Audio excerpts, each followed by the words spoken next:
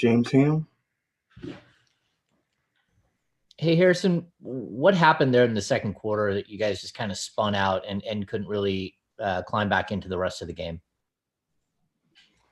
Yeah, I mean, outside of the first quarter, we just struggled to play with continuity on both sides of the ball. Defensively, we kept having breakdowns.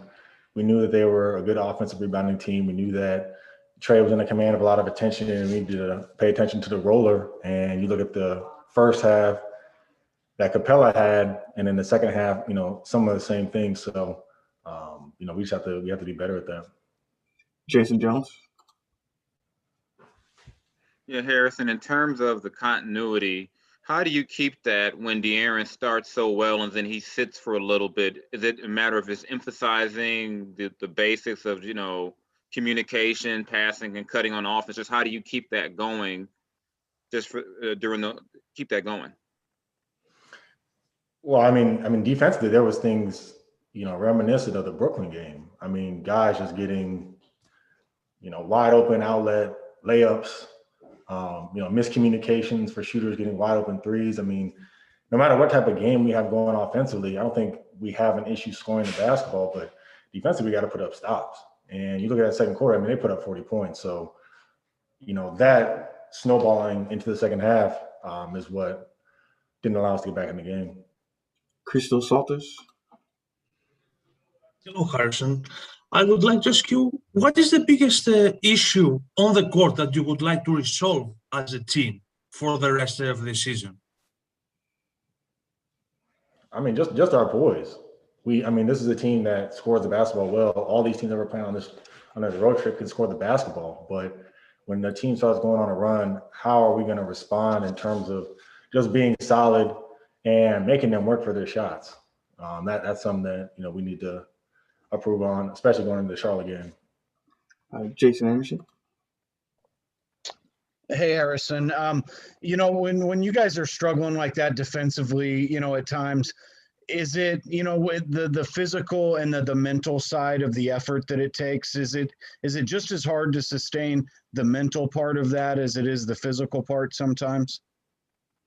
No, I mean, it's mental. Just because your man comes off and scores, that doesn't give you license to be hugged up to your man on the next possession, and then they get a wide open roll to the rim. And then the big doesn't want to help on the screen. I mean, it all cascades. And, we just have to continue to be tied in, five guys together, because, look, teams are going to score. We're playing high-powered offenses. That's going to happen, but how do we respond when that does happen? All right, any other questions for Harrison? Oh, James Ham.